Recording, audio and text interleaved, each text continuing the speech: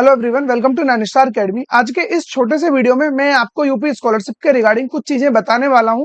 शायद जिसको सुनकर के आपको थोड़ा सा अच्छा यहाँ पर लग सकता है, ठीक है। क्योंकि बच्चे अभी बहुत ज्यादा डिस्टर्ब हैं, परेशान हैं। हर रोज यही सुबह शाम देखना होता है, स्कॉलरशिप आएगा नहीं आएगा, आना ना आना बाद की बात है।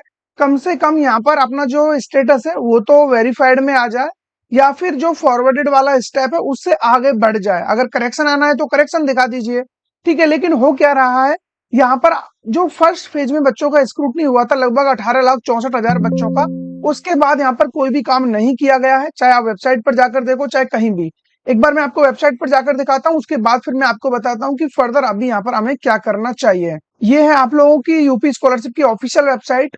यहाँ पर ऐसा कोई भी नोटिस नहीं दिया है कि डेट एक्सटेंड होगी, क्या होगा क्या नहीं होगा, ऑनलाइन स्क्रूटनी कब होगी। ठीक है, जो शेड्यूल दिया गया था उसमें यही था कि आप लोगों का 28 जनवरी से लेकर के 9 फरवरी तक आपका जो स्क्रूटनी है कंप्लीट हो जाएगा। आपके पोर्टल पर शो हो जाएगा आपके में करेक्शन तो नहीं है, क्या कुछ है। और करेक्शन के लिए जो डेट दी गई थी वो थी यहाँ पर 10 से आप लोगों को 13 फरवरी तक करेक्शन विंडो ओपन किया गया, जिसमें से 2 दिन ऑलरेडी निकल चुके हैं। 10 आपका हो गया, 11 आज हो गया है।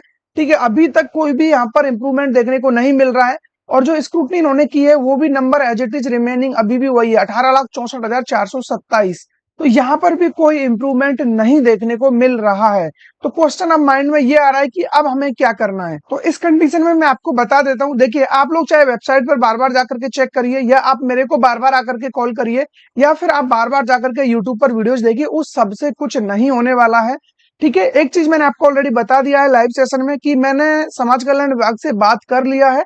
इसके रिगार्डिंग उनके पास कोई भी ऐसा नोटिस या अपडेट नहीं है जो हमें वो बता सके।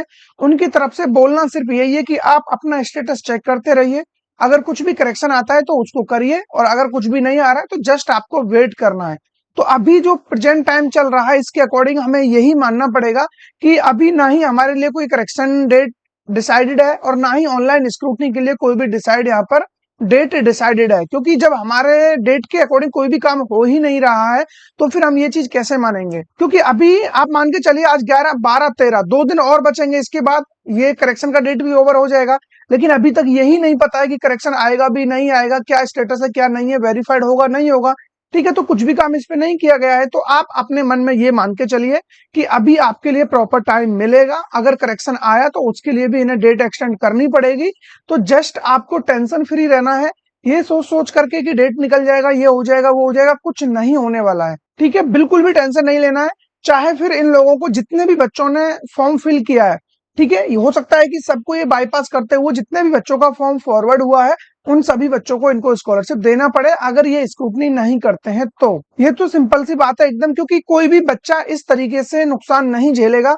और जब ये सारी चीजें होंगी, मान लो इसके बाद आप खुद सोचे ना कि अल्टीमेटली होने वाला क्या है, कि करेक्शन विंडो अभी चल रहा है, पोर्टल ओपन हुआ नहीं है, current status as it is वहीं बना हुआ है, समाज कल्याण विभाग वाले काम कर नहीं रहे हैं।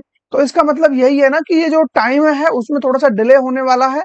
और ये टाइम आपको उतना जो बफरिंग टाइम है ना, मैं ये आपको पहले भी बता चुका हूँ कि जो 18 मार्च को आपको स्कॉलरशिप मिलेगा उससे पहले इनके पास काफी टाइम है, जिसमें ये इन सारी चीजों को कर सकते हैं अगर जो चाहें तो। अगर टाइम पर चीजें नहीं हो रही हैं तो परेशान नहीं होना है। अगेन मैं बता रहा हूँ, आपको बस 2 काम करना है जो कि आप ध्यान से सुन लेना। पहला काम तो ये है कि आप दिन में 1 या 2 बार अपना स्टेटस चेक कर लो। 1 बार कर लो, 2 बार की कोई जरूरत नहीं है। दिन में 1 बार अपना स्टेटस चेक कर लो, और अगर जो यूपी स्कॉलरशिप से रिगार्डिंग, उससे रिलेटेड आपको नैनिस्टार अकेडमी पर कोई भी वीडियो या लाइव सेशन मिलता है तो उसमें आप 2 से 5 मिनट ज्वाइन हो जाइए। आपको सारी चीजें समझ में आ जाएंगी कि एग्जैक्टली अभी क्या चल रहा है। क्योंकि ना ही मैं ऐसा कोई फ्रीक्वेंटली वीडियोस डालता हूँ, ना ही मैं कोई ऐसा कि रोजाना मैं लाइव आ रहा हूँ। मैं तभी आपके सामने आऊंगा जब आपको जरूरत होगी, या फिर जब कुछ ना कुछ मेरे पास बताने के लायक होगा कि हाँ इससे आपको हेल्प हो सकती है। बाकी रोजाना वही सारी वीडियोस को सेम टोन में देखने से कुछ नहीं होने वाला है। तो इससे अपना टाइम वेस्ट होगा और कुछ नहीं, फ्रस्ट्रेशन होगी, टाइम वेस्ट होगा। और वो सब चीजें हमें अभी नहीं करनी है। अपना जो क्वालिटी टाइम है उसको अपनी स्टडी पर या बाकी जो भी काम कर रहे हैं उस पर आप लगाइए। यहाँ आकर के उतना टाइम वेस्ट मत करिए। ठीक है, मैं तो ओवरऑल आपसे यही बोलूंगा। और इसके अलावा अगर कुछ भी इन्फॉर्मेशन मेरे को मिलेगा, अगर आपके मन में कुछ ऐसा डाउट है जो मैं कवर नहीं कर पाता हूँ या उसका आंसर आपको नहीं मिलता है, कमेंट बॉक्स आपके लिए ओपन है। यहाँ आकर के आप अपना क्वेश्चन रेज कर सकते हो, उसका आंसर मैं आपको डेफिनेटली यहाँ पर कर रहा होऊंगा। ठीक है, तो फिर मिलेंगे ऐसे किसी इंटरेस्टिंग टॉपिक के साथ। Till then keep learning and keep exploring. Thank you.